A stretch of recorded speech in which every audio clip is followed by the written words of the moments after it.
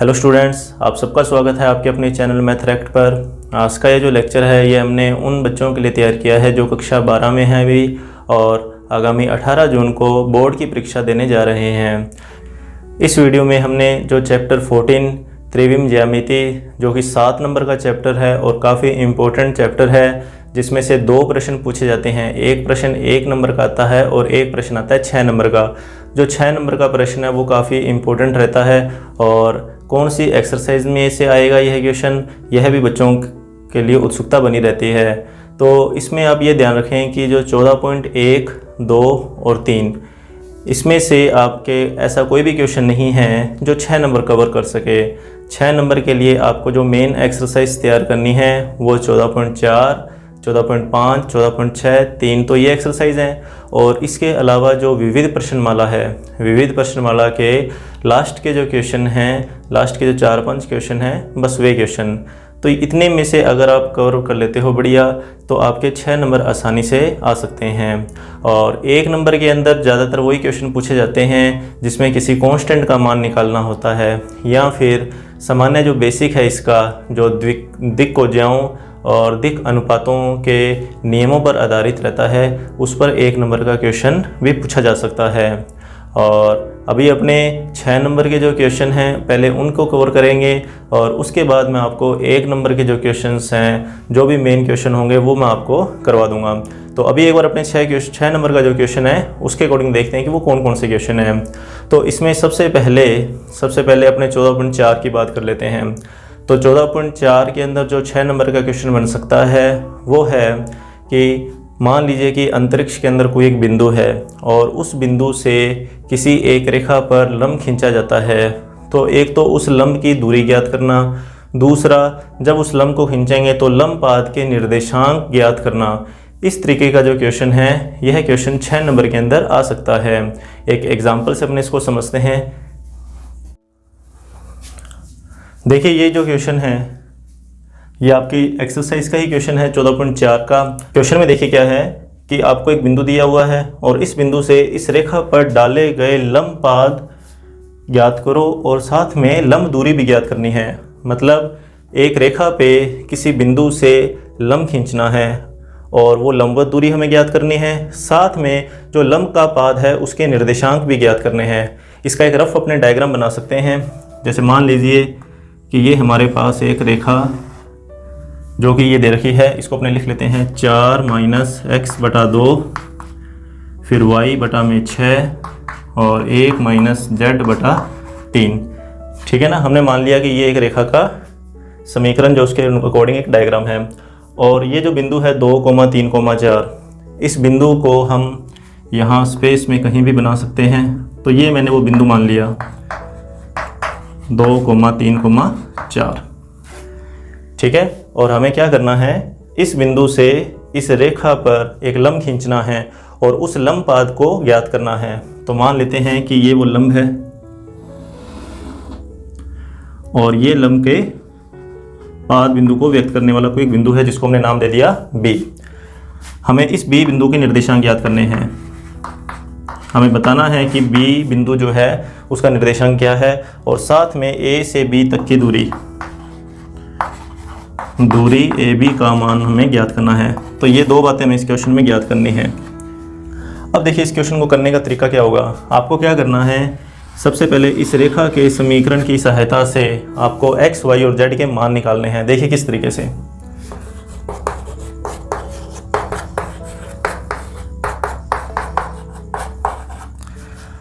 तो आप जानते हैं कि ये जो रेखा का समीकरण है ये अपने अनुपातिक रूप में होता है। यह एक अनुपातिक रूप है और इस अनुपातिक रूप को हम किसी कांस्टेंट के बराबर मान लेते हैं। हमने मान लिया बराबर इसको r के। तो यहाँ से क्या करेंगे, x, y और z के मान निकालेंगे। तो प्रथम और अंतिम पद से x का मान आएगा 4 - 2r। आप ये वज्र गुणा करके देख सकते हैं। इसी तरीके से y का मान आएगा 6r और z का मान आएगा 1 - 3r। अब आपको एक चीज़ का ध्यान रखना है, ये जो x, y, z के मान आए हैं, ठीक है ना, ये x, y जो z हैं ये इस पूरी रेखा पर कहीं भी स्थित हो सकते हैं। इस बात को आप यहाँ पर लिखेंगे कि रेखा पर स्थित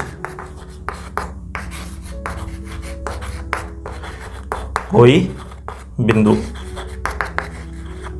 ठीक है, मतलब इस रेखा के ऊपर अनंत बिंदु हैं, तो ये कोई भी एक बिंदु हो सकता है, लेकिन हम क्या करेंगे, हमें तो इस बिंदु से मतलब है, तो हम मानेंगे कि यह बिंदु कौन सा है, बी बिंदु है। रेखा पर स्थित कोई बिंदु, माना यह बी बिंदु है। बिंदु कोई भी हो सकता है ये पूरी रेखा पे, लेकिन हमें जो चाहिए हम उसके अकॉर्डिंग चलेंगे। तो हमने मान लिया कि ये कौन सा बिंदु है, बी बिंदु है। आर का मान इस बी की कंडीशन के अनुसार सेट हो जाएगा। तो ये बी बिंदु के निर्देशांक हैं। आप इसको लिखना चाहो तो लिख सकते हैं इस तरीके से, बी लिखा 4 - 2r 6r और 1 - 3r। तो ये आपके पास बी बिंदु के निर्देशांक आ गए, इस बी बिंदु के। अब अगले स्टेप में हम क्या करेंगे, ए और बी को मिलाने वाला जो रेखाखंड है उसके दिक् अनुपात ज्ञात करेंगे। यहाँ लिखेंगे ए बी को मिलाने वाले रेखाखंड के दिक् अनुपात।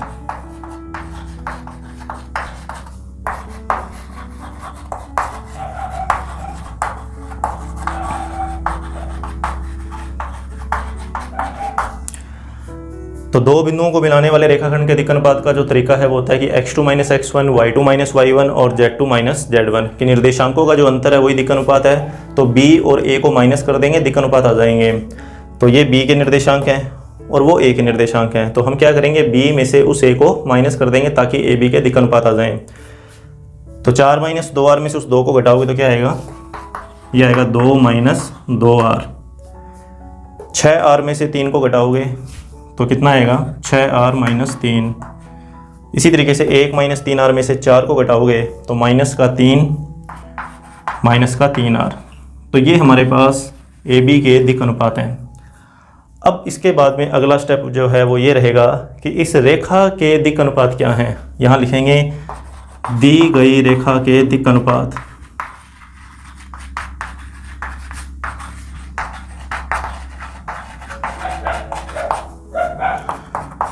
अब रेखा के जो दिक् अनुपात होते हैं, वैसे तो जो बटे वाला मान है वो दिक् अनुपात होता है, लेकिन रेखा जो है वो अपने सममित रूप में होनी चाहिए। और सममित रूप में क्या होता है कि जो x, y, z हैं इनके गुणांक +1 होते हैं। लेकिन यहाँ पर देखिए x का गुणांक -1 है और z का गुणांक भी कितना है, -1 है। तो हम क्या करेंगे, सबसे पहले तो x, y, z के जो गुणांक हैं उन्हें +1 में चेंज करेंगे। कैसे चेंज करेंगे कि यहाँ से माइनस कॉमन निकाल लेंगे, उसको नीचे ले आएंगे। इसी तरीके से यहाँ से माइनस कॉमन निकाल के उसको नीचे ले आएंगे, या माइनस का ऊपर नीचे गुणा कर दो। आप इसे डायरेक्ट कर लेना, मैं इसको एक बार लिख रहा हूँ कि इस ऊपर नीचे माइनस का गुणा करो तो नीचे -2 आ जाएगा। ठीक है, -2। 6 में कोई दिक्कत नहीं आएगी क्योंकि y का जो गुणांक है वो +1 है, और z को चेंज करोगे तो ये बन जाएगा -3। तो ये रेखा के दिक् अनुपात हैं। अब देखिए जो ए बी रेखाखंड है वो इस रेखा के क्या है, लंबवत है।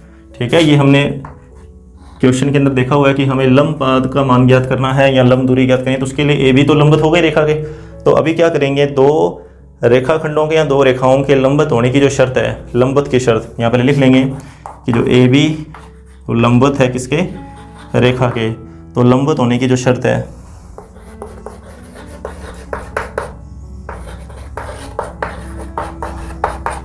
क्या शर्त थी कि A1 A2 + B1 B2 + C1 C2, यह जो मान है वो किसके बराबर आता है, 0 के बराबर आता है। ये हमने पढ़ा हुआ पहले कि अगर कोई दो रेखाएं परस्पर लंबवत हैं तो दिक् अनुपातों के परस्पर गुणनफल का जो योग है वो बराबर क्या होता है, 0 होता है। तो A1 A2 + B1 B2 + C1 C2 बराबर 0। तो A1 B1 C1 इसको मान लेंगे, A2 B2 C2 इसे मान लेंगे। तो A1 का गुणा A2 के साथ, B1 का गुणा B2 के साथ और C1 का गुणा C2 के साथ, ये गुणा बराबर क्या करना है, 0 करना है। मैं गुणा भी डायरेक्टली लिखूंगा कि -2 का गुणा करना है इन दोनों से, तो क्या आएगा, -4 आएगा, साथ में +4r आएगा। अब आगे B1 का गुणा करना है B2 से, मतलब 6 का गुणा करना है इन दोनों से, तो प्लस का तो 36r आएगा और माइनस का कितना आएगा, 18 आएगा। इसी तरीके से -3 का गुणा इन दोनों से करना है तो प्लस का 9 आएगा, साथ में प्लस का 9r, और ये बराबर आ गया किसके, 0 के। यहाँ से r का मान निकल जाएगा, तो r का मान देखिए क्या आएगा, ये 40 और ये 9, 49r, और इधर से माइनस का 18, माइनस का 4, तो ये माइनस का 22 और प्लस का 9, तो माइनस का 13 बराबर 0। तो यहाँ से r का मान आया 13/49। अब देखिए इस आर से क्या क्या ज्ञात होगा। अब जैसे ही मैं आर का मान यहाँ लिखूँगा तो एक्स वाई जेड के मान आ जाएंगे, या यूँ कहें कि हमारे पास किसके निर्देशांक आ जाएंगे, बी के। तो यहाँ से हमारे पास बी का मान आ जाएगा, वो आप खुद अभी कर सकते हैं, मैं इसको पूरा नहीं करवा रहा अभी। आप क्या करेंगे, आर का जो मान है 13/49, वो आर का मान आप यहाँ लिखोगे, ठीक है ना। यहाँ लिखोगे तो हमारे पास किसका मान आ जाएगा, बी का मान आ जाएगा। तो बी का मान आने के बाद में क्या करना है, ये तो हो गया कंप्लीट हमारा कि बी का मान आ गया। अब हमें ए बी दूरी का मान निकालना है। तो ए का मान तो पता ही है 2,3,4, ए के निर्देशांक तो पता ही है, बी के निर्देशांक हमने ज्ञात कर ही लिए। तो आप क्या करोगे, ए और बी के बीच में दूरी सूत्र का यूज़ करोगे ताकि ए बी दूरी ज्ञात हो जाए, ठीक है। तो इस क्वेश्चन को आप आगे कंप्लीट कर सकते हैं खुद। तो ऐसा क्वेश्चन जो है वो 6 नंबर के अंदर आ सकता है, जिसमें आपको लंब दूरी ज्ञात करनी होती है और लंब पाद के निर्देशांक ज्ञात करने होते हैं। इसके अलावा 14.4 के अंदर और भी क्वेश्चन हैं जो देख लेते हैं अभी ने।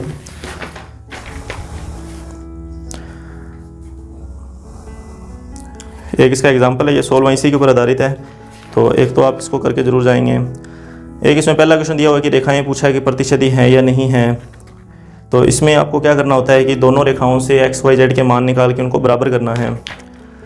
इसको मैं इंपॉर्टेंट नहीं मान रहा इतना, जितना कि लंब की लंबाई निकालना और लंब बिंदु के ये जो लंब पाद है इसके निर्देशांक ज्ञात करना, ये इंपॉर्टेंट है, ठीक है ना। इसमें से अपने ये एक ही क्वेश्चन करेंगे। अब अपने आगे बात करते हैं 14.5 की, जिसमें विषम तलीय रेखाओं के बीच में न्यूनतम दूरी ज्ञात करने के क्वेश्चन हैं। तो ये क्वेश्चन तो बहुत ही इंपॉर्टेंट है और एग्जाम के अंदर ये रिपीट भी हुए हैं। जो विषम तलीय रेखाओं के बीच की जो दूरी है वो वाले क्वेश्चन करते हैं इस क्वेश्चन को भी अपने। तो देखिए विषम तलीय रेखाओं के बीच की दूरी का क्वेश्चन अगर पेपर में आता है तो ये भी 6 नंबर का आएगा। क्वेश्चन करने से पहले अपने एक बार विषम तलीय रेखाओं के ऊपर बात कर लेते हैं कि विषम तलीय रेखाएं होती कौन सी हैं।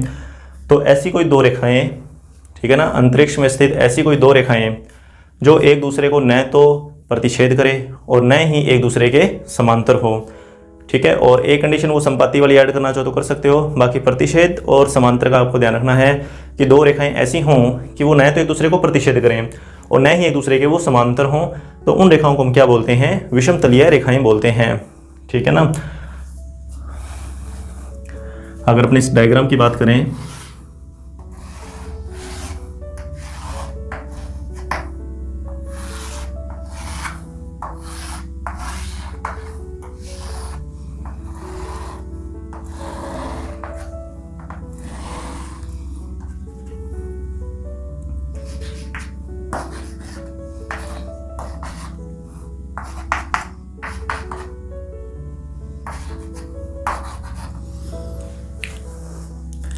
तो अगर अपने इस डायग्राम की बात करें तो इस डायग्राम में अगर हमें विषम तलीय रेखाएं बतानी हो कि कौन कौन सी रेखाएं विषम तलीय हैं, तो हमें ये देखना है कि यहाँ पर ऐसी कौन सी रेखाएं हैं जो एक दूसरे को न तो प्रतिच्छेद करती हैं और न ही एक दूसरे के समांतर हैं।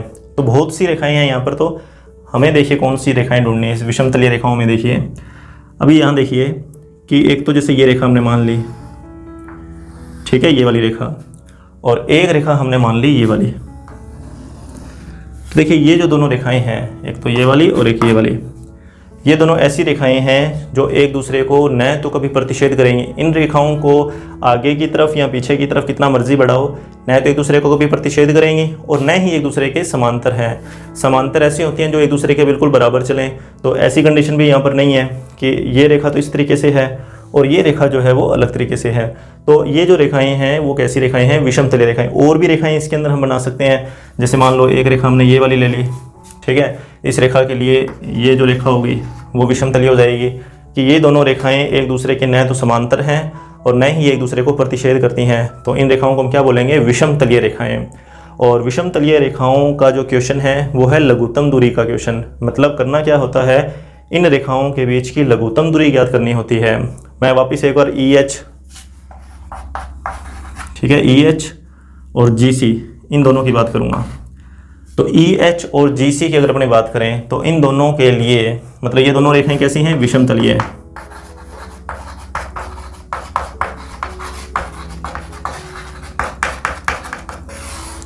पेपर के अंदर क्वेश्चन आता है कि विषम तलीय रेखाओं के बीच की न्यूनतम दूरी ज्ञात कीजिए। न्यूनतम दूरी, जिसको लघुत्तम दूरी भी बोलते हैं। ये बहुत ही इंपॉर्टेंट क्वेश्चन है इस बुक का या इस एक्सरसाइज का, बहुत ही इंपॉर्टेंट क्वेश्चन है। 6 नंबर के अंदर ये कई बार रिपीट भी हुआ है। देखिए करना क्या होता है, न्यूनतम दूरी और लघुत्तम दूरी। तो न्यूनतम दूरी सबसे पहले तो ये देखना है कि वो दूरी होती है जो कि लंबवत होती है। तो दोनों रेखाओं के बीच की न्यूनतम दूरी का मतलब ये हुआ कि दोनों के बीच की लंबवत दूरी, दोनों रेखाओं के बीच की लंबवत दूरी। यहाँ डायग्राम में देखिए, ये वाली रेखा और ये वाली रेखा, ठीक है, इनके लिए देखना है कौन सी ऐसी लंबाई है जो लंबवत है। तो इस डायग्राम में देखिए GH, G से लेकर H के बीच ये जो GH का मान आएगा, जो G से लेकर H तक की जो दूरी है ना, ये जो दूरी है वह इन दोनों के लिए लंबवत का काम करेगी, या ये बोल सकते हैं कि ये न्यूनतम दूरी है। आप इस डायग्राम को एक कमरे के ऊपर लेकर भी समझ सकते हैं। कमरे के हिसाब से भी हम देख सकते हैं कि कौन कौन सी यहाँ पर मैं दूरियों की बात कर रहा हूँ और कौन सी दूरी यहाँ पर न्यूनतम दूरी है, ठीक है ना। कि एक तो ये कॉर्नर हो गया कमरे का, मतलब किसी एक दीवार का कॉर्नर ले लिया हमने, ठीक है, एक दीवार का यहाँ कॉर्नर ले लिया, और दूसरा हमने छत का कॉर्नर ले लिया इसके अपोजिट में, इसके सामने हमने कोई छत का कॉर्नर ले लिया। तो इन दोनों के बीच की जो दूरी आएगी, इन दोनों के बीच की जो दूरी है ये वाली, ये भी ऊपर वाली छत के ऊपर है, मतलब ये इस तरीके से हो गया। तो इस दूरी की अपने बात कर रहे हैं कि ये जो दूरी है ये न्यूनतम दूरी है, या यूं बोलें कि दोनों के लंबवत है, इन दोनों के लंबवत। यहाँ बोर्ड पे आपको ये लग नहीं रहा होगा कि ये दोनों के लंबवत है, यहाँ पे इतना तो पता लग ही रहा है कि इसके जो लंबवत है, लेकिन यहाँ पर ये विश्वास नहीं हो रहा कि ये 90 डिग्री की लाइन है या नहीं है। कारण क्योंकि यहाँ पे ये जो डायग्राम है ये 2D के अंदर हमें दिखाई दे रहा है, एक्चुअल के अंदर ये 3D का डायग्राम है। तो 3D के अंदर अगर अपने इसको अपने दिमाग में पिक्चर बनाएं या अगर अपने कमरे के लिए इसको समझें तो आसानी से समझ में आ जाएगा कि हम किन रेखाओं की और किस दूरी की बात कर रहे हैं, ठीक है। मतलब एक तो हमने दीवार का कॉर्नर लिया है, दूसरा हमने छत का कॉर्नर लिया जो इसके अपोजिट है, और उनके बीच में ये हमने जो न्यूनतम दूरी है इसकी बात करनी है अभी। चलिए, ये तो आकृति की बात हो गई। हमें तो इस क्वेश्चन के अंदर न्यूनतम दूरी वगैरह ज्ञात करनी है, तो उसके लिए सूत्र वगैरह देखना पड़ेगा कि सूत्र कौन सा है। तो सूत्र जो है वो 2 तरीके से लिखा जाता है। सूत्र जो है वो 2 तरीके से लिखा जाता है। एक तो सूत्र है इसमें सदिश रूप का, और दूसरा इसमें सूत्र है कार्तीय रूप का। तो पेपर के अंदर डिपेंड करता है कि क्वेश्चन आपको कौन सा दिया हुआ है। अगर सदिश रूप, हालांकि वैसे आप किसी भी तरीके से कर सकते हैं, उससे कोई फर्क पड़ने वाला नहीं है। अगर आपको कार्तीय रूप अच्छे से समझ में आता है तो आप कार्तीय रूप से कर लेना। अगर आपको सदिश रूप से क्वेश्चन करना आसान लगता है तो आप सदिश रूप से भी कर सकते हैं, वो आपके ऊपर निर्भर है। पेपर में तो सिर्फ इतना ही लिखा आता है कि न्यूनतम दूरी ज्ञात कीजिए, ये नहीं लिखा था कि सदिश विधि से ज्ञात कीजिए या कार्तीय विधि से ज्ञात कीजिए। तो देखिए, सबसे पहले तो अपने कार्तीय रूप को ही समझ लेते हैं। मान लीजिए कि हमारे पास रेखा एक x माइनस x1 बटा a1, y माइनस y1 बटा b1, z माइनस z1 बटा c1, ये हमारे पास किसी रेखा का समीकरण है। और दूसरी रेखा x माइनस x2 बटा a2, y माइनस y2 बटा b2, z माइनस z2 बटा c2, ये हमारे पास 2 रेखाओं के समीकरण हैं। और हमें इन दोनों के बीच की न्यूनतम दूरी ज्ञात करनी है, लघुत्तम दूरी ज्ञात करनी है। तो देखिए किस तरीके से इसका सूत्र जो है वो हमें याद रखना है। तो देखिए इसका जो सूत्र है न्यूनतम दूरी का, न्यूनतम दूरी जैसे मान लिया d,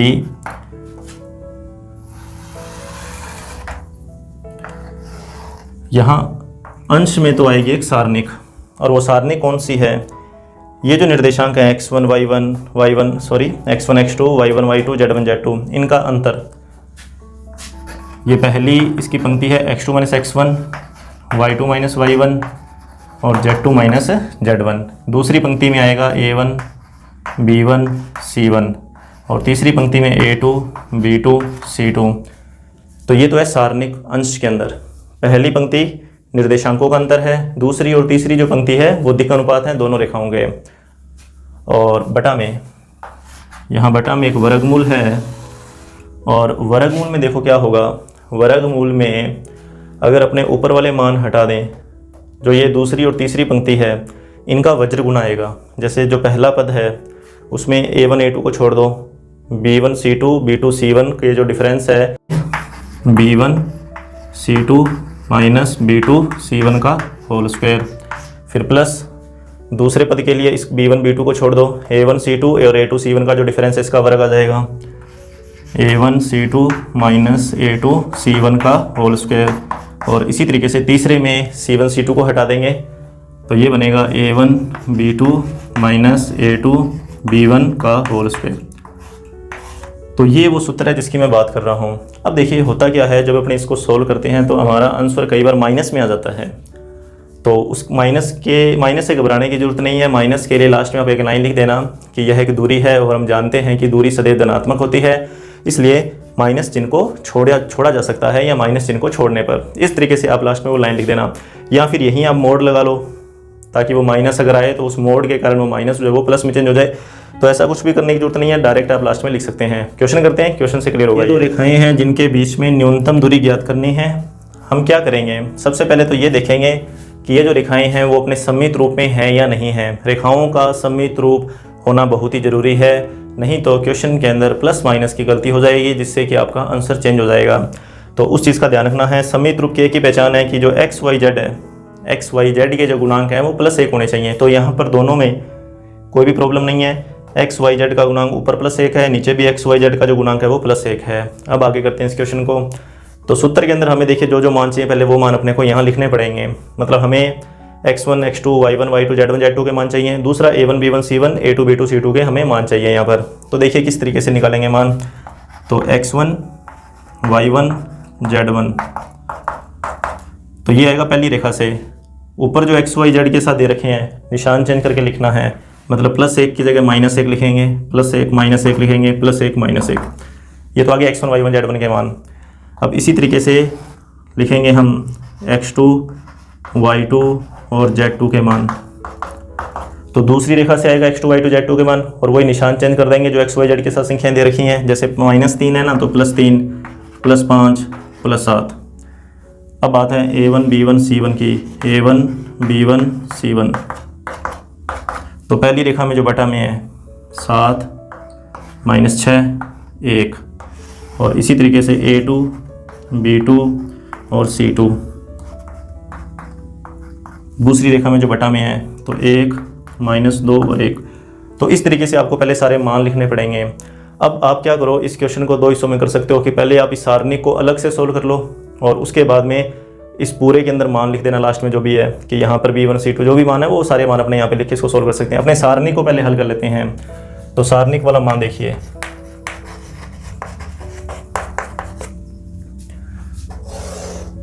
तो x2 में से x1 घटाना है, मतलब 3 में से -1 को घटाना है।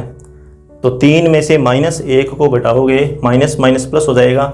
मैं डायरेक्ट लिख रहा हूँ, आप इसे समझना। 4 5 में से -1 घटाना है 6, 7 में से -1 घटाना है 8।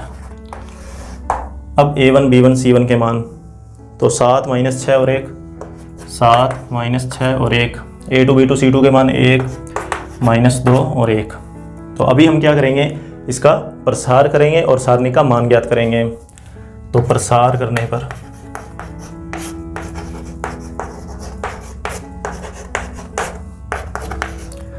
तो पहली पंक्ति के अनुसार इसका प्रसार कर लेते हैं। तो सबसे लिखा पहले 4, और इसी तरीके वही आप कर सकते हैं आसानी से, इसमें कोई प्रॉब्लम नहीं आएगी।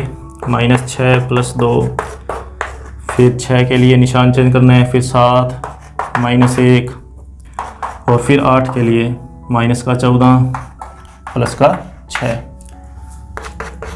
तो ये बनेगा 4 गुणा में -4, 6 गुणा में 6, और 8 गुणा में -8।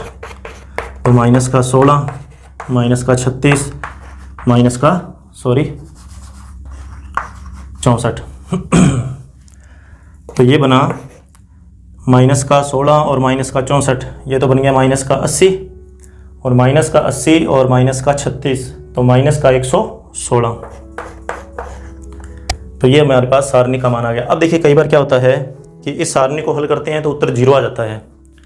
कई ऐसे भी क्वेश्चन हो सकते हैं जिसमें आप अगर ऐसी सारणी को हल करें तो वहाँ पर आपका आंसर जो है वो क्या आ जाएगा, 0 आ जाएगा।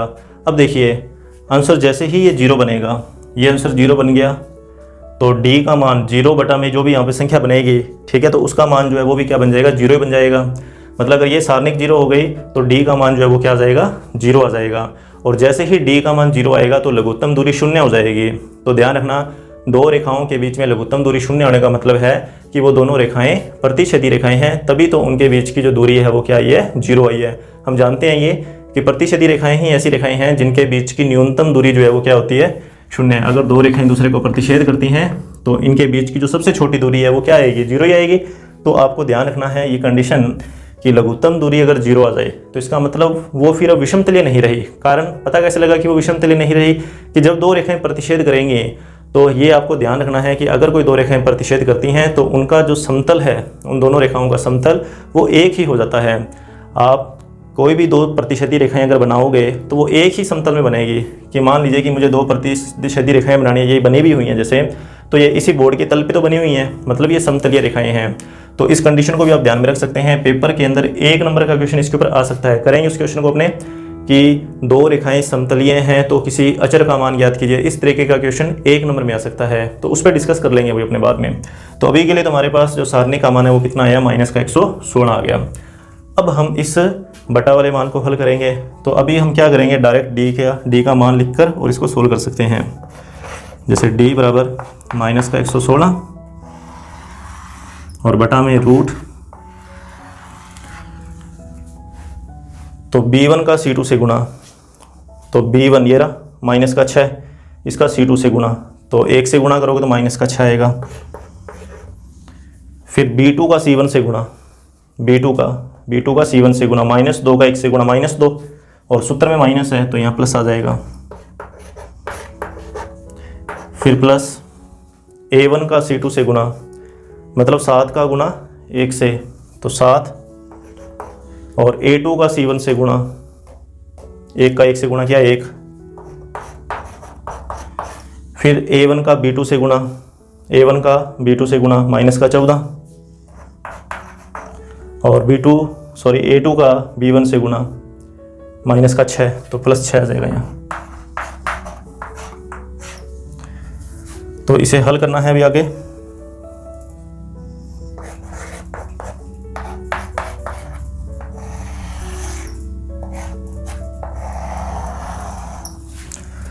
तो -4 स्क्वायर करोगे 16, 6 स्क्वायर करोगे 36, और 8 का स्क्वायर करोगे इधर 64। तो ये बनेगा वापस वही कि 16 और ये 64, वही जोड़ बन जाएगा 116, कि ये 80 और ये 36, तो रूट 116। तो d बराबर -116 बटा में रूट 116। तो ऊपर भी 116 है और नीचे रूट 116 है, तो रूट 116 कैंसिल हो जाएगा। आप कर सकते हैं ये कैलकुलेशन। तो d का मान आ गया -√116, और 116 29 चौका 116 होता है, तो इसको अपने गुणनखंड की सहायता से भी हल कर सकते हैं। तो -2√29, और लास्ट में वही कि आंसर माइनस में आया। तो मैंने आपको पहले बता ही दिया कि अगर आपका आंसर माइनस में आता है तो लास्ट में लिख देंगे कि दूरी सदैव धनात्मक होती है, इसलिए माइनस चिन्ह को छोड़ने पर, तो माइनस चिन्ह को यहाँ से हटा दोगे तो d का जो मान है 2√29, और दूरी ज्ञात की है इसलिए लास्ट में आप क्या लगाओगे यहाँ पे, इकाई। तो इस तरीके से ये लघुत्तम दूरी का क्वेश्चन है जो कि 6 नंबर के अंदर आ सकता है। और इसके बाद में अब अपने अगला जो करेंगे वो सदिश रूप का सूत्र करेंगे इसका, और सदिश रूप का एक क्वेश्चन भी कर लेंगे। सो अभी देखिए सदिश रूप का सूत्र।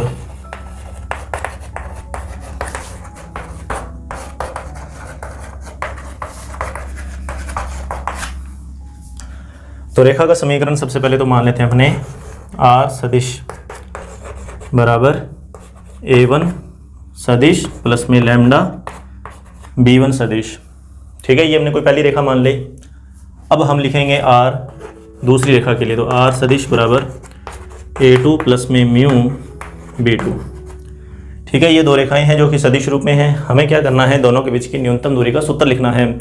तो सूत्र देखिए क्या है, बिल्कुल आसान सा है। सदिश रूप की कैलकुलेशन आसान लगती है, कार्तीय रूप से ध्यान रखना। ये इसके लिए न्यूनतम दूरी इसको वैसे एच डी भी बोल देते हैं, shortest distance.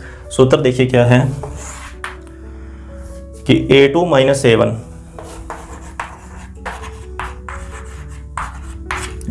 a1 dot b1 cross b2, और बटा में b1 क्रॉस b2 का मोड। और इसको भी हल करने में आंसर माइनस में भी आ सकता है, तो पूरे पे यहाँ पे मोड लगा सकते हो, और नहीं लगाओगे तो लास्ट में वो लाइन लिख देना आप। ठीक है, उससे कोई फर्क पड़ने वाला नहीं है, क्वेश्चन सी होना चाहिए बस। चलिए क्वेश्चन करते हैं इसका हम। तो देखिए ये क्वेश्चन दो रेखाएं दे रखी हैं और इनके बीच की न्यूनतम दूरी ज्ञात करनी है। a1 सदिश और लैम्डा के गुना में b1 सदिश, ये a2 सदिश और म्यू के गुना में ये b2 सदिश। इनको आप अलग से सबसे पहले लिखेंगे कि जैसे a1 तो i plus 2j plus k, फिर a2 2i minus j minus k, फिर b1 i minus j plus k, और फिर b2 2i plus j plus 2k। तो देखिए करना क्या है, सबसे पहले a2 और a1 को घटाना है, तो हम a2 में से a1 को माइनस करेंगे।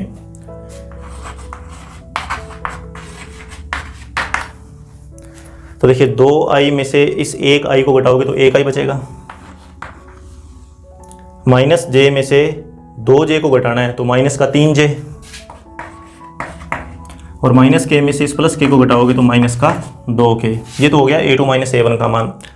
अब b1 और b2 का सदिश गुणा क्रॉस प्रोडक्ट है, सदिश गुणा करना है, तो b1 क्रॉस b2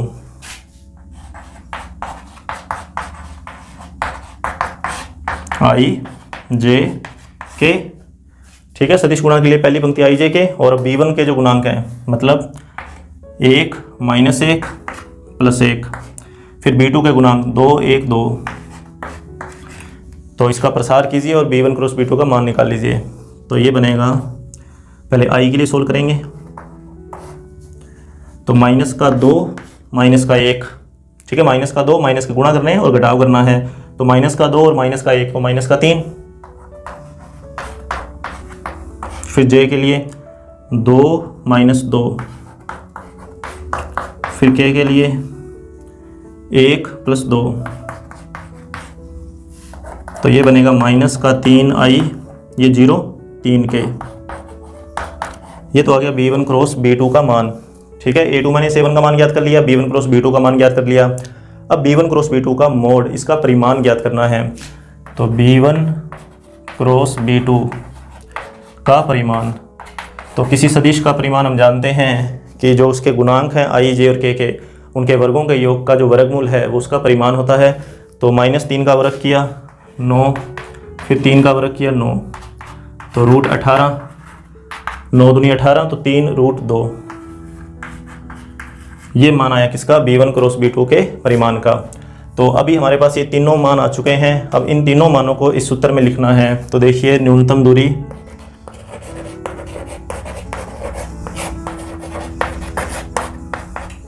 तो a2 माइनस a1 का मान सबसे पहले तो क्या है, i माइनस 3j माइनस का 2k डॉट अदिश गुणा b1 क्रॉस b2 माइनस का 3i प्लस का 3k, और बटा में क्या, बटा में 3 अंडर रूट 2। और अब ऊपर डॉट प्रोडक्ट करना है, तो अदिश गुणा हम जानते हैं कि i वाले पद का i वाले से गुणा कर देंगे, j का j से और k का k से गुणा कर देंगे। तो -3 का गुणा होगा 1 के साथ, कितना आया, माइनस का 3। उधर j वाला पद नहीं है तो वो j वाला गुणांक 0 हो जाएगा, इधर j वाले से गुणा करोगे 0 लिखने की जरूरत नहीं है, k 3 है गुणांक k का, और इधर से -2, तो 3 दूनी 6 माइनस का 6 बटा में 3 रूट 2, तो माइनस का 3 और माइनस का 6 माइनस का 9, तो माइनस का 9 बटा में 3 रूट 2,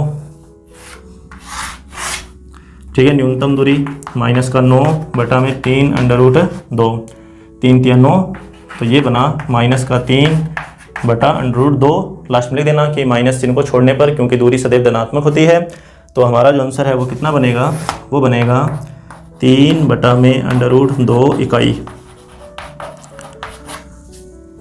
यहाँ तक इस क्वेश्चन को कर सकते हो। बाकी एक स्टेप और बढ़ा के लिखना चाहो तो वो भी लिख सकते हो, परमयीकरण करके रूट 2 का ऊपर नीचे गुणा करके परमयीकरण कर दो, ताकि हर का रूट खत्म हो जाए। तो जब रूट 2 का ऊपर नीचे गुणा करोगे तो 3 अंडर रूट 2 बटा में 2, तो इसको भी अपने फाइनल आंसर मान सकते हैं, दोनों ही सही हैं, कोई भी आप लिख सकते हैं।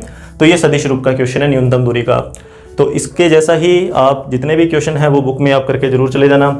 6 नंबर का क्वेश्चन आने की इसके पूरी संभावनाएं हैं। और इसमें एक क्वेश्चन और है, चौथे क्वेश्चन में आपको जैसे यहाँ पे लैम्डा और म्यू के मान तो आपको अलग से दिखाई दे रहे हैं। यहाँ से हमने b1 b2 के मान देख लिए क्या हैं, a1 a2 के मान देख लिए क्या हैं। लेकिन जो चौथा क्वेश्चन है उसमें आपको क्या है कि लैम्डा और म्यू की जगह t और s दिया हुआ है, और वो भी डायरेक्ट नहीं दे रखा, वो आई जे के पदों को इकट्ठा किया हुआ है। तो आपको क्या करना पड़ेगा, वहाँ से टी और एस को अलग अलग करना पड़ेगा और फिर जाके A1, A2, B1 और B2 के मान आएंगे। मैं वो करवा देता हूँ, क्वेश्चन आप उसका खुद करके देखेंगे। तो देखिए ये वो क्वेश्चन है जिसकी मैं बात कर रहा हूँ। यहाँ पर देखिए आई जे और के को इकट्ठा करके लिखा हुआ है, दूसरी समीकरण में भी आई जे और के को इकट्ठा किया हुआ है। हमने क्या करना है, आई जे और के को अलग अलग करना है, ठीक है, आई जे और के को अलग अलग करना है और साथ में टी और एस के पदों को भी अलग से कॉमन निकाल के लिखना है। देखिए किस तरीके से, पहली समीकरण से आई का अंदर गुणा कर देंगे, जे का अंदर गुणा कर देंगे, के का अंदर गुणा कर देंगे। तो मैं बिना टी वाले पद लिख रहा हूँ। देखिए आई का गुणा यहाँ होगा एक के साथ तो आई, जे का गुणा यहाँ करेंगे माइनस का 2j, के का गुणा यहाँ करेंगे तो 3k। तो ये तो वो पद हैं जिसमें टी नहीं है। अब लिखेंगे यहाँ पे प्लस का टी और अब जो टी के गुणांक है उनको लिखना है। तो जैसे माइनस टी का गुणा जब आई से होगा तो माइनस का आई बनेगा गुणांक, तो वो टी का गुणांक लिख लिया। फिर इस टी का गुणा जे से करोगे तो टी का गुणांक जे बनेगा प्लस का, इसको भी लिख लिया। और फिर टी का गुणा जब यहाँ करोगे तो 2t का गुणा तो माइनस का 2k। आई बात समझ में, हमने क्या किया, टी के गुणांक लिख लिए अलग से। अब इसी तरीके से दूसरी समीकरण में लिखना है। तो आई का गुणा पहले उनके साथ जिसमें s नहीं है, तो जैसे आई का गुणा यहाँ होगा आई, फिर जे का गुणा यहाँ, फिर के का गुणा इसके साथ, माइनस का ध्यान रखना, माइनस का के प्लस में s। और अब आई जे का गुणा उनके साथ जिसमें s है और उनके गुणांक लिखने हैं। जैसे s का गुणा आई से किया तो s का गुणांक आई बनेगा, फिर 2s का गुणा j से किया तो 2j, और फिर 2s का गुणा माइनस के 2s का गुणा k से किया तो माइनस का 2k। तो ये हमारे पास रेखा का जो रूप है वो तैयार है। अब क्या करना है, अब a1 का मान लिखना है, a2 का मान लिखना है, इसी तरीके से b1 का मान लिखना है और b2 का मान लिखना है। तो a1 b1 के मान पहली समीकरण से आएंगे, a2 b2 के मान दूसरी समीकरण से आएंगे। तो a1 का मान तो ये रहा पहली समीकरण से, b1 का मान यहाँ से, a2 का मान दूसरी समीकरण से, b2 का मान s वाले जो गुणांक है। आगे इस क्वेश्चन को आप खुद सोल्व कर लेना। सूत्र आपको ध्यान है, a2 minus a1 dot b1 cross b2 और बटा में b1 क्रॉस b2 का मोड या परिमाण। तो ये क्वेश्चन भी 6 नंबर के अंदर आ सकता है। तो अभी हम विविध के लास्ट के जो 2 क्वेश्चन हैं उनको सोल्व करेंगे। क्वेश्चन देखिए क्या है कि आपको 2 बिंदु दे रखे हैं और उन दोनों बिंदुओं को मिलाने वाली रेखा, मतलब इन दोनों बिंदु से गुजरने वाली कोई एक रेखा है और वो मूल बिंदु से भी गुजरती है। इन 2 बिंदु से तो गुजर ही रही है, साथ में मूल बिंदु से भी गुजरती है। और क्या दिया हुआ है, सिद्ध करना है कि अगर वो मूल बिंदु से गुजरती है तो ये प्रतिबंध हमें सिद्ध करना है कि a डैश फिर b डैश और c डैश का जो जोड़ है वो p डैश के बराबर होगा। p और p डैश क्या है, p और p डैश जो है वो मूल बिंदु से इन दोनों बिंदुओं की दूरियां हैं। देखिए इस क्वेश्चन को कैसे करेंगे। तो क्वेश्चन की जो लैंग्वेज है उसी के अकॉर्डिंग अपने को चलना पड़ेगा। सबसे पहले तो इसने ये लिखा है कि इन दोनों बिंदुओं को मिलाने वाली रेखा। तो यहाँ से बात आती है कि 2 बिंदुओं को मिलाने वाली रेखा। तो हमें ये पता होना चाहिए कि 2 बिंदु से गुजरने वाली रेखा का समीकरण क्या होता है। तो 2 बिंदु से गुजरने वाली रेखा का समीकरण x माइनस x1 फिर बटा में x2 minus x1 y minus y1 बटा में y2 minus y1 z minus z1 और फिर z2 माइनस z1। तो ये वो समीकरण है जो 2 बिंदुओं से गुजरने वाली रेखा के लिए काम में लेना है। तो देखिए क्या करेंगे, सबसे पहले तो मैं रेखा का समीकरण लिखूंगा। मैं डायरेक्ट लिख रहा हूँ x माइनस a और a dash minus a, y minus b फिर b dash minus b, z minus c और फिर c डैश माइनस c। ठीक है, तो ये तो वो समीकरण आ गया जो 2 बिंदुओं कौन कौन से a b c और a dash b dash c dash से गुजरने से बनती है। ये उस रेखा का समीकरण है। अब देखिए मूल बिंदु से गुजरती है तो यहाँ लिखेंगे 0 0 0 से गुजारने पर, मतलब ये रेखा गुजरती है कहाँ से, मूल बिंदु से। तो इसको मूल बिंदु से गुजारो। कैसे गुजारोगे कि x y z की जगह 0 0 0 लिख दो। तो 0 0 जब लिखोगे यहाँ पर 0 लिखा तो माइनस का ए बचेगा, नीचे ए डैश माइनस ए, फिर माइनस का B, B dash minus B, फिर माइनस का सी और सी डैश माइनस सी। ठीक है, ये हमने रेखा को मूल बिंदु से गुजार दिया। अब देखिए, तो अगर ये मूल बिंदु से गुजरती है तो अब इस प्रतिबंध को लेकर आना है। अब हमें इस प्रतिबंध को सिद्ध करना है, तो देखिए कैसे करेंगे। अब ये सारा अनुपातों के ऊपर आधारित है। देखिए कैसे, सबसे पहले तो देखिए कि माइनस सब में है, माइनस को हटा दो, ठीक है ना, माइनस सबका कैंसिल कर दो, बराबर में कैंसिल हो जाएगा, कोई दिक्कत नहीं है इसमें। तो अब क्या करो, आप इसका कर दो व्युत्क्रम। तो ए डैश माइनस ए बटा में ए, बी डैश माइनस बी बटा में बी, सी डैश माइनस सी बटा में सी, व्युत्क्रम कर दिया। अब कर लो इसको अलग अलग कि ए का इन दोनों में भाग दे दो, तो ए डैश बटा ए माइनस एक, बी डैश बटा बी माइनस एक, सी डैश बटा सी माइनस एक। ठीक है, माइनस एक सब में है तो इसको हटाओ, कैसे हटाओगे, प्लस एक, एक जोड़ने पर। ठीक है, प्लस एक कर दो, यहाँ लिख दो एक जोड़ने पर। तो जैसे मैं यहाँ एक जोड़ूंगा, यहाँ एक जोड़ूंगा, यहाँ एक जोड़ूंगा, जोड़ सकते हैं, बराबर में है, सब में जोड़ रहे हैं, कोई फर्क नहीं पड़ेगा। तो उससे क्या है कि माइनस जो है वो खत्म हो जाएगा। तो जैसे ही माइनस खत्म होगा तो हमारे पास बचेगा ए डैश बटा ए, बी डैश बटा बी, सी डैश बटा सी। ठीक है, अब देखिए, अब ये जो अनुपात है, इस अनुपात को बराबर अपने मान सकते हैं, कोई भी नाम दे दो के, मतलब ये एक अनुपातिक रूप है, कोई किसी ना किसी अनुपात के तो बराबर होगा, और वो हमने बराबर किसके मान लिया, इसको के बराबर मान लिया, के अचर है। तो यहाँ से देखिए क्या आएगा, यहाँ से ए डैश का मान आएगा ए के, बी डैश का मान आएगा बी के, सी डैश का मान आएगा सी के। कर सकते हो आसानी से ज्ञात ये कि प्रथम और अंतिम पद से ए डैश का मान निकाल लिया, द्वितीय व अंतिम पद से बी डैश का, और अंतिम दो पदों से सी डैश का मान निकाल लिया। अब देखिए इसके बाद में, अब बात करते हैं अपने, ये तो जितना आपने संभव इसको कर सकते थे सॉल्व उतना कर लिया। अब पी और पी डैश को लेकर आना है कैसे ना कैसे करके। तो पी और पी डैश जो है वो मूल बिंदु से इन बिंदुओं की दूरी है, मतलब ये वाला जो बिंदु है, इस बिंदु की मूल बिंदु से दूरी क्या होगी, तो वो पी के बराबर है। तो पी बराबर तो आएगा रूट वही x2 माइनस x1 का स्क्वायर, y2 माइनस y1 का स्क्वायर और z2 माइनस z1 का स्क्वायर। दूरी सूत्र लगा देंगे, मैं डायरेक्ट लिख रहा हूँ, आप समझना इसे, A square plus B square plus C square, मतलब इसकी मैंने दूरी निकाली 0 0 0 से। ठीक है ना, इसी तरीके से पी डैश क्या आएगा, ए डैश की स्क्वायर, बी डैश की स्क्वायर और सी डैश का स्क्वायर, कोई दिक्कत नहीं है। ठीक है, अब देखिए ए डैश, बी डैश और सी डैश, ये जो अपने तीन मान निकाले हैं वो तीन मान यहाँ लिख दो। तो यहाँ से पी डैश का मान रूट, तो ए डैश का ये मान है ए के, यहाँ पे ए के का होल स्क्वायर सीधा लिखेंगे, ए स्क्वायर के स्क्वायर, आगे वाले मान इसी तरीके से बी स्क्वायर के स्क्वायर, सी स्क्वायर के स्क्वायर। तो पी डैश बराबर, अब देखिए के स्क्वायर कॉमन निकल जाएगा, रूट से बाहर निकालूंगा तो अकेला के बचेगा, तो मेरे पास बचेगा रूट ए स्क्वायर, फिर बी स्क्वायर, फिर सी स्क्वायर, और के बाहर आ गया।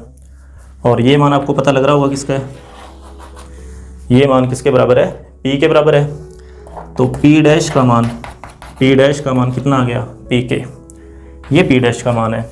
अब देखिए, अब इस प्रतिबंध को सिद्ध करना है। ठीक है, तो इस प्रतिबंध की बात करते हैं हम अपने।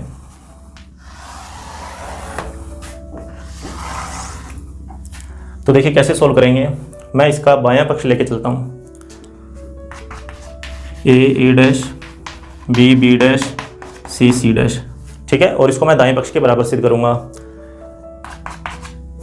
तो फिर से वही काम अपने को करना है कि ए डैश का, बी डैश का और सी डैश का मान लिखना है। तो वो मान देखिए क्या आएगा, ए के, फिर ये बनेगा बी के, सी के, मतलब ए स्क्वायर, बी स्क्वायर, सी स्क्वायर, और वो के मैंने निकाल लिया कॉमन। ठीक है, अब देखिए आगे, यहाँ से p बराबर किसके है, रूट ए स्क्वायर बी स्क्वायर सी स्क्वायर के। अगर इस रूट को हटा दें तो इधर स्क्वायर आ जाएगी, तो ए स्क्वायर बी स्क्वायर सी स्क्वायर का मान आ जाएगा पी स्क्वायर के बराबर, तो ये बराबर है पी स्क्वायर के। ठीक है, और इस पी स्क्वायर को मैं लिख दूंगा पी, कोई दिक्कत नहीं है, पी स्क्वायर है, पी इंटू पी लिख सकते हैं। और पी के का मान किसके बराबर है, पी डैश के बराबर है। तो यहाँ से इस पी के की जगह क्या आ जाएगा, पी डैश। तो इस तरीके से इस क्वेश्चन को सोल्व करना है। तो ये क्वेश्चन भी 6 नंबर में पूछा जा सकता है। अब इसी तरीके से इसका जो लास्ट 15वां क्वेश्चन है विविध का, अपने उस क्वेश्चन को सोल्व कर रहे हैं अभी। वो भी 6 नंबर के लिए इम्पोर्टेंट है। देखिए विविध का जो लास्ट क्वेश्चन है उसमें आपको एक समतल का समीकरण निकालना है और यह जो समतल है वो एक बिंदु P से गुजरता है, 2 सदिशों के समांतर है। वैसे तो ये क्वेश्चन है, कोई ज़्यादा मुश्किल नहीं है, लेकिन बच्चे जो है वो इस क्वेश्चन के अंदर कंफ्यूज हो जाते हैं कि किस तरीके से इसको सॉल्व करें। देखिए समतल का समीकरण, जब वो समतल किसी बिंदु से गुजरे तो पहले तो उस समीकरण को देखना है कि वो समीकरण कौन सा है। तो एक बिंदु से गुजरने वाले समतल का समीकरण,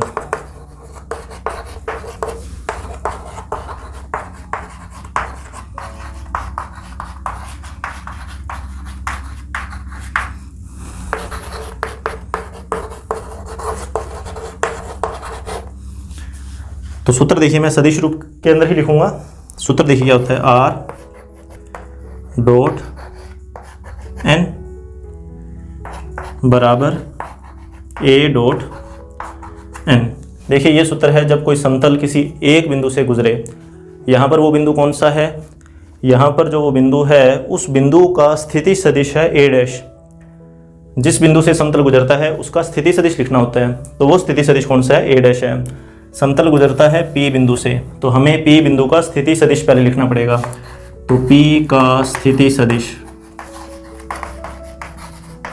और इसको मैंने मान लिया a डैश के बराबर प्लस का j प्लस का 2k। तो इसमें तो कोई दिक्कत नहीं है, a डैश के मान में तो कोई प्रॉब्लम नहीं है। बात है कि n वेक्टर क्या होगा। तो n वेक्टर होता है समतल का अभिलंब सदिश।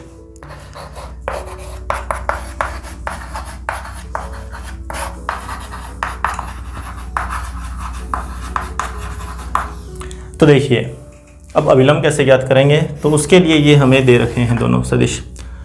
जैसे मान लीजिए कि यही वो समतल है जिसका समीकरण ज्ञात करना है और ये समतल 2 सदिशों के समांतर है। जैसे मान लीजिए कि ये सदिश मान लिया हमने A और एक ये सदिश मान लिया B। ठीक है, कि ये समतल या इसके पीछे जो दीवार है वो समतल, किसी को भी एक एग्जाम्पल के रूप में अपने ले सकते हैं। तो उस दीवार की बात कर लेते हैं, ज़्यादा बढ़िया रहेगा कि ये जो दोनों सदिश हैं वो उस दीवार के समांतर हो गए। ठीक है, अब देखिए हमें उस दीवार का अभिलंब ज्ञात करना है, उस दीवार का अभिलंब ज्ञात करना है। तो वो अभिलंब कैसे ज्ञात होगा, तो उसके लिए हमें क्या करना पड़ेगा, उसके लिए हम ये जो दोनों सदिश हैं A और B, इन दोनों सदिशों का सदिश गुणा ज्ञात करना पड़ेगा। जैसे मान लो मैंने ज्ञात कर लिया B क्रॉस A, तो B क्रॉस A का जब मान ज्ञात करोगे तो जो सदिश आएगा उसकी जो दिशा है वो दीवार के क्या होगी, लंबवत होगी। B क्रॉस A से बनने वाले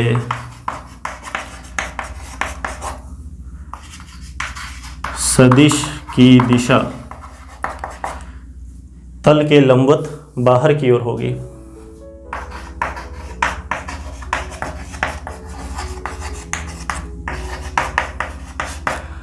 अच्छा, तल के लंबवत बाहर से वैसे अपने को यहाँ पे कोई फर्क पड़ेगा नहीं, बस अपने को तो लंबवत देखना था कि लंबवत है, इसी की तो अपने को ज़रूरत है, क्योंकि समतल का हमें क्या चाहिए, अभिलंब चाहिए, मतलब समतल के लंबवत कोई एक सदिश चाहिए। तो हम क्या करेंगे, B क्रॉस A का मान ज्ञात करें। आप चाहो तो A क्रॉस B का मान भी ज्ञात कर सकते हो, उसकी दिशा अंदर की तरफ बन जाएगी, ये होएगा वो भी लंबवत, तो उससे कोई फर्क नहीं पड़ने वाला। तो B क्रॉस A का मान ज्ञात कर लेते हैं। तो B क्रॉस A को अपने क्या मान लेंगे, n सदिश मान लेंगे।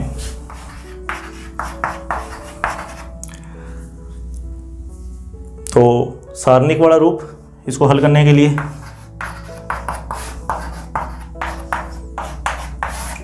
तो B वाले जो मान है 5 माइनस 1 और 1, और A वाले जो मान है 1 माइनस का 2 और माइनस का 3, इसका प्रसार करोगे तो n वेक्टर की वैल्यू आ जाएगी और वो दोनों मान आपको यहाँ लिखने हैं। A का मान वो आपको दे रखा है। कर लेते हैं इसको सॉल्व। तो I के लिए 3 माइनस 2, ठीक है, 3 माइनस 2 1। J के लिए 15 माइनस का 1 प्लस का माइनस का 14। फिर K के लिए 10 माइनस 1 9। तो ये हमारे पास n वेक्टर की वैल्यू है। और अब हम क्या करेंगे, इस सूत्र के अंदर मान लिख देंगे। तो आगे आप इसको आसानी से सॉल्व कर सकते हैं। r.n, ये रहा n, i plus 14 j plus 9 k, और फिर a और n का डॉट प्रोडक्ट यहीं कर लेते हैं। -2 का गुणा होएगा 1 के साथ, ये लो, प्लस 1 का गुणा होगा प्लस 14 के साथ, ये लीजिए, और 2 का गुणा होगा 9 के साथ, 18। तो ये बन जाएगा 20 प्लस का, सॉरी ये 32 और ये 2 प्लस का 30। तो इस तरीके से ये समतल का समीकरण आ जाएगा। तो ऐसा भी क्वेश्चन पेपर में अगर आसान पूछना हो तो इस तरीके का क्वेश्चन भी 6 नंबर में आ सकता है। अब इसके बाद में अब 1 नंबर में कौन से क्वेश्चन बनते हैं वो देखिए। तो 1 नंबर में जो 14.7 है, 14.7 के जो क्वेश्चन हैं कौन कौन से, चौथा, 9वां, 10वां, ये क्वेश्चन 1 नंबर में पूछा जा सकता है, जिसमें कांस्टेंट की वैल्यू ज्ञात करनी है, कांस्टेंट ज्ञात करना है। और इसके अलावा बाकी ये नॉर्मल क्वेश्चन है जिसमें समतलों के मध्य कोण ज्ञात कीजिए, रेखाओं के मध्य कोण ज्ञात कीजिए। इस तरीके के क्वेश्चन तो नॉर्मल है जो कि डायरेक्ट सूत्र के ऊपर आधारित हैं। तो आप एक तो इसके सूत्र याद कर लीजिए जितने भी हैं, और उन सूत्रों के ऊपर जो डायरेक्ट क्वेश्चन है कि सीधा सूत्र अपने को पता है, क्वेश्चन आएगा, सूत्र के अंदर मान लिखना है, इस कैलकुलेशन की और सोल्व कर लिया। एक तो इस तरीके के क्वेश्चन हैं। थोड़े जो पजल करने वाले क्वेश्चन है, घुमा के जो है क्वेश्चन है, वो इतने ज़्यादा इसमें नहीं है, जो थे वो मैंने करवा दिए। और इसके अलावा ये तो हो गया 14.7 में, जिसमें आपको कांस्टेंट वगैरह की वैल्यू निकालनी है। इसमें जैसे 2 समतलों के मध्य कोण निकालना है, और समतल और रेखाएं परस्पर लंबवत हैं, या समतल और रेखाएं परस्पर समांतर हैं, इसी तरीके के क्वेश्चन हैं, डायरेक्ट सूत्र के ऊपर आधारित हैं। आप एक करके देख रहे हैं इन क्वेश्चंस को, एग्जाम्पल कर लोगे तो समझ में आ जाएगा। 14.6 में सिर्फ सूत्रों के ऊपर आधारित क्वेश्चन है, सूत्र याद होगा तो वो क्वेश्चन हो जाएगा। 14.3 का चौथा क्वेश्चन, 14.3 का चौथा क्वेश्चन 1 नंबर के लिए आप तैयार कर सकते हैं। इसके अलावा 14.2 सूत्र के ऊपर आधारित है, और 14.1 के जो क्वेश्चन हैं ये क्वेश्चन भी डायरेक्ट सूत्रों के ऊपर ही हैं, कोई इसमें घुमाने वाला क्वेश्चन नहीं है। 1 नंबर के अंदर आसान से क्वेश्चन है इसमें, फिर भी अगर आपको लगे तो आप मुझे बता सकते हैं, मैं आपको ये क्वेश्चन सोल्व करवा दूंगा 1 नंबर वाले। अभी आपका जो काम रहेगा वो 6 नंबर के क्वेश्चंस को कवर करना रहेगा। अब एक चीज़ और, इसमें जो 12वीं जो एक्सरसाइज है, 12वीं एक्सरसाइज में से भी इम्पोर्टेंट क्वेश्चन आप क्या करेंगे, 12वीं में से सिर्फ एक ही सवाल पेपर के अंदर आता है, ठीक है। उसमें ना तो कोई छोटे क्वेश्चन आएंगे, तो आपको शुरू की जो एक्सरसाइज है उसको करने की ज़रूरत नहीं है। आप क्या करोगे, 12.6 और 12.9, 12.6 और 12.9। 12.6 तो है समघात अवकल समीकरण। 12.6 के जो क्वेश्चन हैं वो हैं समघात अवकल समीकरण के, एक तो इसमें से क्वेश्चन करके जाना है, और इसके अलावा 12.9 में से। इसके अलावा अगर आप कोई और एक्सरसाइज ना भी करें, इसकी 12.7 है, चाहे 12. जो भी है, 12.1, 2, 3 से लेके जो भी 12.6 और 12.9 कर जाइए, सफिशेंट है। 2 क्वेश्चन पूछे जाते हैं, दोनों में से कोई एक क्वेश्चन करना होता है, तो कन्फर्म है कि 12.6 और 12.9 में से ज़रूर आएगा। और फिर भी आपको लगे तो एक क्वेश्चन मैं 12.7 और 12.8 में से आपको जो भी इम्पोर्टेंट है वो सोल्व करवा दूंगा। लेकिन मेरी राय यही है कि आप 12.6 और 12.9 को ही पेपर के लिए तैयार करके जाएं। बाकी पढ़िए, लेकिन 12.6 और 12.9 को अच्छी तरह से तैयार कीजिए। हाँ, 12.1, 2 वगैरह ये करने की जरूरत नहीं है। 12.1, 12.2 और 12.3 इसमें से क्वेश्चन नहीं आएगा, कभी नहीं आएगा। तो अगले वीडियो के अंदर मैं आपको जो 12वीं प्रश्नावली है उसके इंपॉर्टेंट क्वेश्चन कवर करवा दूंगा। 12.6, 7, 8 और 9 सब में से 2-3 क्वेश्चन जितने भी पॉसिबल हो सकते हैं उतने। और आप तब तक के लिए जो भी अपनी जो तैयारी है उस तैयारी को जिस तरीके से आपने पहले जो तैयारी कर रखी थी उसी के अकॉर्डिंग अपनी तैयारी को वापस शुरू कीजिए। ये मत सोचिए कि अभी का जो टाइम है सिर्फ इसमें ही अपने को सारी तैयारी करनी है। आपने पूरा साल मेहनत की है, ये जो 2 महीनों का जो गैप है उस गैप को अपनी तैयारी पे हावी मत होने दीजिए। ठीक है, आपने इतना नहीं, यहाँ पर बीच में छुट्टियाँ थी तो इतना नहीं पढ़ पाए, लेकिन अब आप उस चीज़ को भूल जाइए। अब आप पहले की तरह अपने पहले के दिनों को याद कीजिए कि आपने पूरा साल किस तरीके से तैयारी की है, उसी के अकॉर्डिंग अब आप पेपर के लिए तैयार रहिए।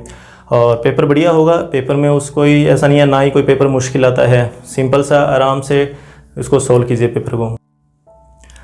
तो चलिए जो नेक्स्ट वीडियो होगा उसमें अपने 12वीं एक्सरसाइज के जो मेन क्वेश्चन हैं उनको कवर कर लेंगे। तब तक के लिए आप ये जो 14वीं प्रश्नावली के जो क्वेश्चन हैं, जो 6 नंबर में मैंने क्वेश्चन बताए हैं, उन क्वेश्चंस की प्रैक्टिस कीजिए। फिर भी आपको लगे कि ये क्वेश्चन भी मुझे करना चाहिए या इस क्वेश्चन के अंदर इसकी भी संभावना है कि 6 नंबर के अंदर आ सकता है, तो आप ज़रूर मुझे बता सकते हैं, उस क्वेश्चन को मैं कवर करवा दूँगा। Thank you.